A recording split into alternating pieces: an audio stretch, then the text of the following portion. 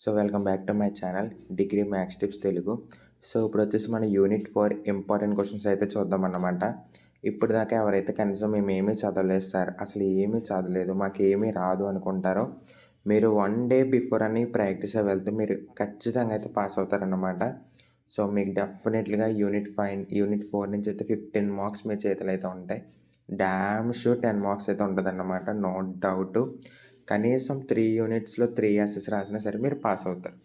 Dam షూర్‌గా. So, ఇందులో వచ్చేసి మనకు టోటల్‌గా ఎన్ని క్వెషన్స్ ఉన్నాయంటే, ఎస్ఏలో వచ్చేసి 7 అలాగే షార్ట్‌లో వచ్చేసి 6 మొత్తం మీకైతే 13 క్వెషన్స్ అయితే ఇవ్వడం జరిగింది. So, very, very, very important. ఒకసారి అయితే చూసుకోండి.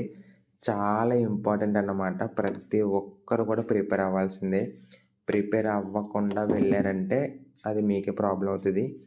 ఇన్ ఇందులో కానీ మీరైతే ఇంకేమీ మళ్ళీ ఏంటంటే మీరు కేటగిరీ చేయడం కింద ఇంకేం లేదు. ఇందులో మీరు మళ్ళీ మోస్ట్ ఇంపార్టెంట్ ఎతుక్కోవడం గట్టా ఏం లేదు. ఇవే most important, most repeated questions అన్నమాట.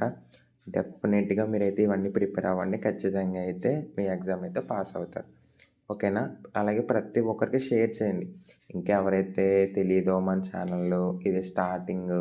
సో, ప్రతి ఒక్కరికి షేర్ చేయండి. మనమైతే ఎంత హైకెళ్ళినా మనమైతే ఇప్పుడు ఫ్రీగానే మనమైతే ప్రొవైడ్ చేస్తాము. ఏదైనా సరే. Not expecting anything.